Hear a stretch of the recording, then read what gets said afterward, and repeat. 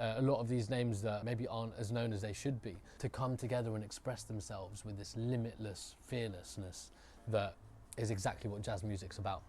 For me, Chicago, for the last decade, has been the most exciting contemporary jazz that I've been coming across and seeing. The scene's at an interesting intersection right now, where we've got to be really careful for what reason we are making art. I think social media exists at the very heart of this idea, where suddenly young people who are in the arts and seeing that as the goal, rather than to create incredible, sincere art, because that goal is rewarded with these ideas that we've bought into in terms of understanding success, likes and followers, and thinking that that will kind of be reflected in ticket sales and earnings and all of these things, right? I think the real issue with that approach is the rush, because suddenly we become preoccupied into thinking, how can we create digital content that is going to facilitate and advance that process?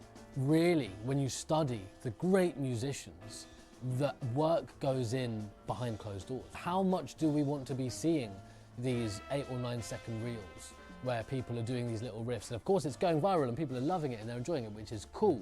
How deep actually is that work? What I think is really important is that as artists who are creating, the thing that really defines the most incredible musicians that I've ever observed is the principle by which they've made their music, and how incredibly rich and considered and composed and intricate this music is, how much ancestral energy in the history of Africa and the heritage of percussion.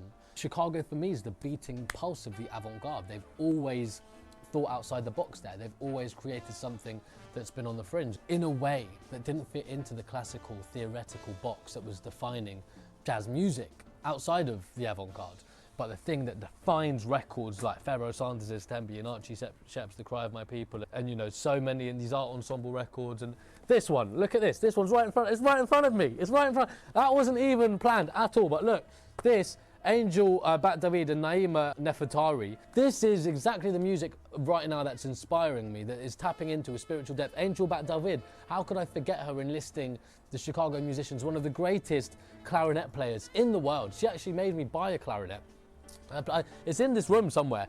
I'm terrible at it. I thought that I'd just blow into it and I'd sound like her. So I think when I speak about the process, and I think that social media can rush the process, especially as a musician, I think there's never been a more important time to be patient. Take your time with your craft, because if you put your heart and soul into that and you create your own piece with your own voice and you shut out the noise of what the world wants, and that, when it comes out as a sincere piece of expression that before the world has heard it, you can listen to it and say, yeah, that is who I am. That is a sincere and honest reflection of my voice. Then no matter what the response is, you can be proud of that.